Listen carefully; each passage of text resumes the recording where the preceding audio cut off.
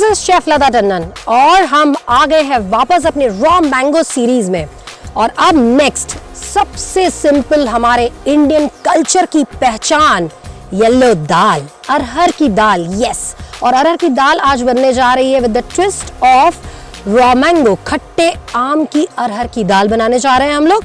तो let's begin. मैंने यहाँ कुकर को गर्म कर दिया है एंड आई एम एडिंग देसी घी टू इट। जैसे ही हमारा घी थोड़ा सा गर्म हो जाएगा, हम इसमें डालेंगे भीगी हुई अरहर की दाल और हमें इसको थोड़ी देर तक भूनना है।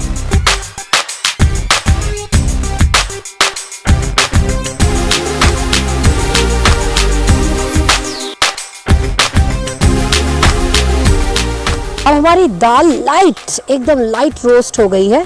इस स्टेज पे हमें डालना है नमक, टर्मरिक, रेड चिली और मिक्स करना है। थोड़ा सा स्पाइसेस को पकाने के बाद we gonna add raw mango to this.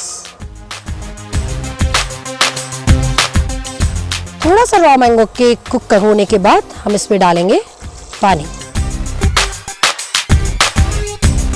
And that's it. हमारी दाल अब प्रेशर कुक होएगी for 2-3 whistles and that's it, our dal will be ready.